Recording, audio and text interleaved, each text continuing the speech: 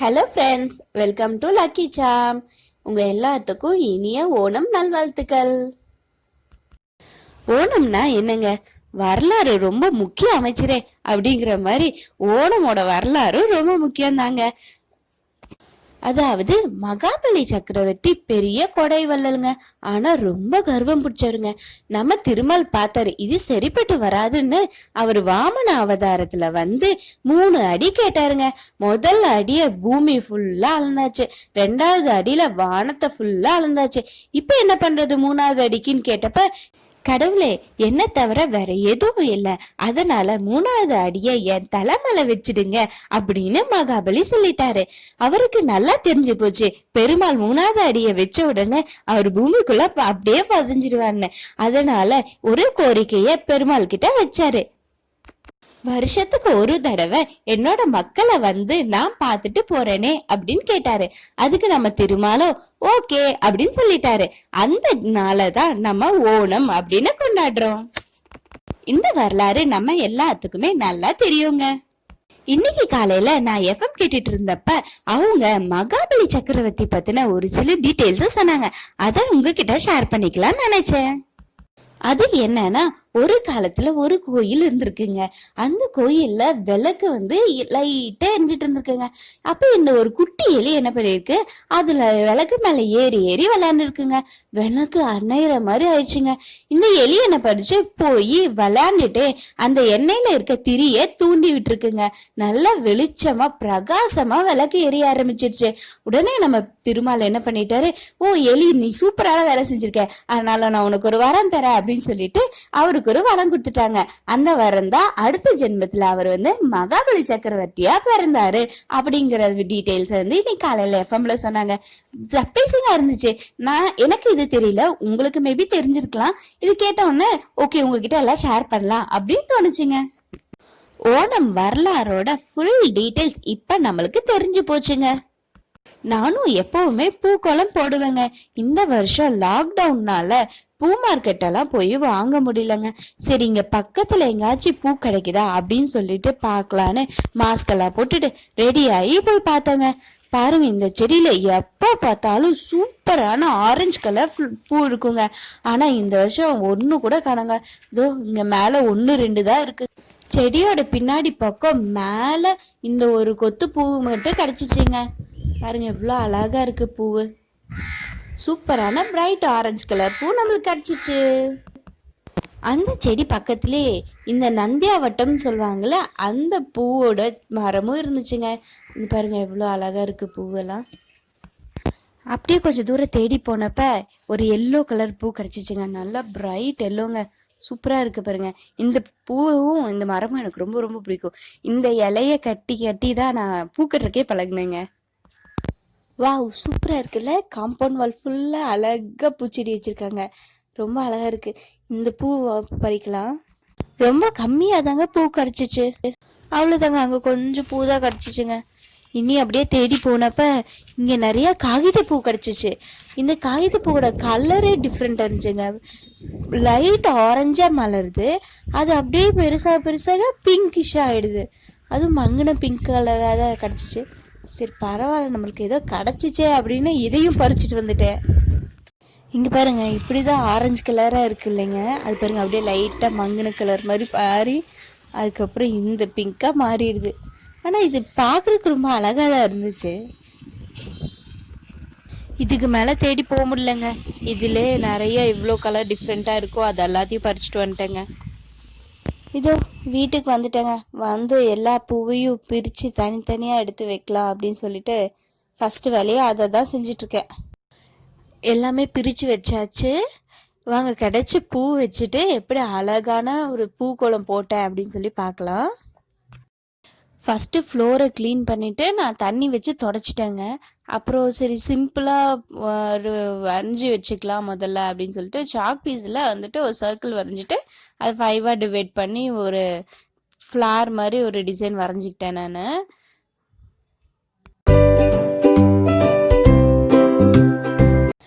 சென்டரில் நல்லா நம்மளுக்கு கிடச்ச பிரைட் ஆரஞ்சை வச்சிடலாம் அப்படின்னு நினச்சிட்டு நான் அதை வந்து ஃபஸ்ட்டு உள்ளே வச்சுட்டேன். அப்புறம் ஒவ்வொரு பெட்டெல்லாம் ஃபில் பண்ணுறதுக்காக நான் எல்லோ வச்சு ஃபில் பண்ணேன் ஃபஸ்ட்டு. இந்த பக்கத்துலேயே வந்து பிங்க் கலர் பூ வச்சு ஃபில் பண்ணேன். இந்த பூ வந்து நித்திய கல்யாணின்னு சொல்லுவாங்க. நான் இது பறிக்கும் போது உங்களுக்கு வீடியோ எடுக்கல. ஆனால் இந்த பூ எனக்கு ரொம்ப ரொம்ப பிடிக்கும். நல்லா இருக்கும் அழகா.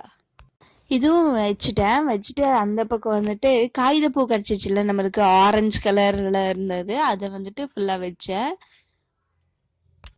கலர் கலராக காகித பூ கிடச்சிச்சின்னு சொன்னாலங்க, அதில் எனக்கு ஒயிட் கலரும் கிடச்சிருந்துச்சு. நான் இந்த பிங்க் பக்கத்தில் ஒயிட் வச்சா நல்லா இருக்குமே அப்படின்னு சொல்லிட்டு ஒயிட் கலர் வச்சேன். அந்த குட்டி குட்டி பிங்க் கலர் பூ கிடச்சதில் அதையும் அங்கே வச்சாச்சு. அது கொஞ்சமாக தான் கிடச்சிச்சு, அப்படியே ஸ்ப்ரெட் பண்ணி விட்டுட்டேன் நான். எங்கள் வீட்டு ரோடுக்கிட்டேயே வந்துட்டு ஒரு பெரிய மரம் இருக்குது, மேஃப்ளவர் மரம். அதோட லீவ்ஸ் எல்லாம் பறிச்சுட்டு வந்தேன் க்ரீன் கலரில் வைக்கிறதுக்காக. பாருங்கள், அதோட காற்று தான் அப்படி சல் சல்னு நடிச்சது. இதை வந்து பார்டர் மாதிரி நான் ஃபுல்லாக போட்டுட்டேன்.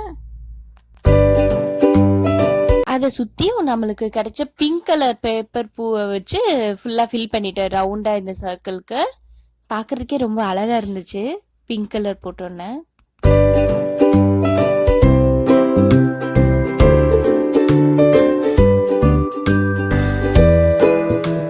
இதை போட்டு முடிச்சோன்னதாங்க நான் வந்து நடுவில் விளக்கு வச்சா அழகா இருக்கும்ல அப்படின்னு சொல்லிட்டு, சரின்னு சொல்லிட்டு இதுலேருந்து ஆரஞ்சு கலர் எல்லாத்தையும் எடுத்து இப்படி அந்த கேப் இருந்துச்சுல்ல அந்த பார்டருக்கு, அதை வந்துட்டு ஃபில் பண்ணிட்டு நடுவில் வச்ச அந்த ஆரஞ்சு கலரை மட்டும் நான் வந்துட்டு எடுத்து அந்த பழைய ஆரஞ்சு கலர் கிட்ட வச்சுட்டேன்.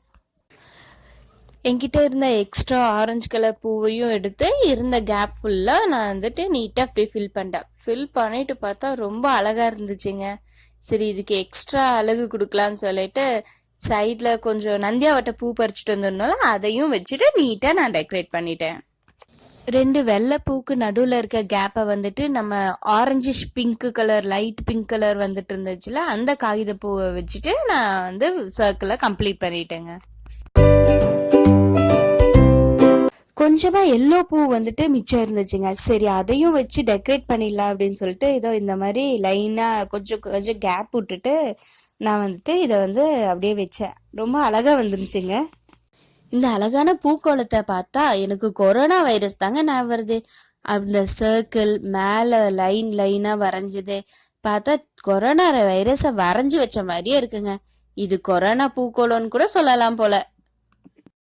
இந்த கொரோனா வைரஸ் பூக்கோளத்துக்கு நடுவுல நான் விளக்கு வச்சு மங்களகரமா மாத்திட்டேங்க. இந்த வருஷம் பூக்கோளம் சிச்சுவேஷனுக்கு ஏத்த மாதிரி கொரோனா வைரஸ் பூக்கோளமா மாறும்னு நான் எதிர்பார்க்கவே இல்லைங்க. இப்ப நிலைமைய பார்த்தா எதிலும் கொரோனா எங்கும் கொரோனா மாதிரிதாங்க இருக்கு. அதுக்கான அவேர்னஸ் இப்ப நல்லா வந்துருச்சுங்க. ஆனா எங்க குட்டி செல்ல எவ்வளவு அழகா கியூட்டா வரைஞ்சு நம்மளுக்கு எல்லாம் சொல்லி கொடுக்குறாங்க அப்படிங்கறத இந்த வீடியோல போட்டிருக்கோங்க. இதோட லிங்க் டிஸ்கிரிப்ஷன் பாக்ஸ்லயும் ஐ பட்டன்லயும் இருக்குங்க, போய் செக் பண்ணி பாருங்க. ஈஸியா மாஸ்க் எப்படி வீட்லயே செய்யலாம் அப்படிங்கறத கூட வீடியோவா போட்டிருக்கோங்க. அதையும் லிங்க் வந்து டிஸ்கிரிப்ஷன் பாக்ஸும் ஐ பட்டன்லயும் இருக்கு, மறக்காம செக் பண்ணி பாருங்க. மாஸ்க், கிளவுஸ் எல்லாமே போட்டுட்டு தாங்க வெளியே போறோம். ஆனாலும் கொரோனா வைரஸ் எப்படி ஈஸியா ஸ்ப்ரெட் ஆகுது அப்படிங்கறதுக்கு கிளீனா ஒரு வீடியோ போட்டிருக்கோங்க. அதையும் போய் செக் பண்ணி பாருங்க, நீங்களே ஷாக் ஆயிடுவீங்க. இனிமேல் போகும்போது ரொம்ப கேர்ஃபுல்லா இருப்பீங்க. இது இல்லாம நம்மனால இருக்கவே முடியாது அப்படின்னு சில விஷயங்கள் இருக்குங்க. அதுல ஒன்னா மாஸ்கும் சேர்ந்துருச்சுங்க. ஆனா இந்த மாஸ்க போட்டுட்டே இருக்கனால வர சைடு எஃபெக்ட்ஸ் ரொம்ப ஜாஸ்திங்க. அதை எப்படி சால்வ் பண்ணலாம் அப்படிங்கறதுக்கான வீடியோவை நாங்க போட்டிருக்கோம். இது அதோட லிங்க் டிஸ்கிரிப்ஷன் பாக்ஸ்லயும் ஐ பட்டன்லயும் இருக்குங்க, நீங்க செக் பண்ணி பாருங்க, உங்களுக்கு ரொம்ப யூஸ்ஃபுல்லா இருக்கும். இந்த COVID-19 அப்படிங்கிற கொரோனா வைரஸை நம்ம தடுக்கணும் அப்படின்னா அதுல சில விஷயங்கள் கண்டிப்பா செஞ்சே தாகணுங்க. மாஸ்க், கிளவுஸ், ஹேண்ட் வாஷ் அந்த மாதிரி இருக்க லிஸ்ட்ல இந்த வீடியோல எக்ஸ்ட்ரா ஒன்னா சொல்லிருக்கோங்க. அது என்ன அப்படிங்கறத வீடியோக்குள்ள போய் செக் பண்ணி பாருங்க, உங்களுக்கே ஈஸியா புரியும். நான் சொன்ன வீடியோஸ் எல்லாத்தையும் போய் செக் பண்ணி பாருங்க. இந்த கொரோனா வைரஸ் கூட நம்ம சேஃப்டியா கேர்ஃபுல்லா வாழ பழகிக்கலாம். இந்த கொரோனா வைரஸ் பூக்கோளம் உங்களுக்கு ரொம்ப பிடிச்சிருக்கும்னு நினைக்கிறேங்க. இந்த வீடியோ உங்களுக்கு பிடிச்சிருந்துச்சுன்னா மறக்காம லைக் பட்டன் அமுக்குங்க. அப்புறம் உங்க ஃப்ரெண்ட்ஸ் அண்ட் ஃபேமிலிஸ்க்கு ஷேர் பண்ணுங்க. நீங்க எங்க வீடியோவை ஃபர்ஸ்ட் டைம் பாக்குறதா இருந்துச்சுன்னா மறக்காம சப்ஸ்கிரைப் பண்ணி வச்சுக்கோங்க. பக்கத்துல பெல் பட்டன்ல ஆல் பிரஸ் பண்ணி வச்சுக்கோங்க. அப்பதான் எல்லா நோட்டிபிகேஷனும் உங்களுக்கு உடனே உடனே வரும். தேங்க்யூ ஃபார் வாட்சிங்.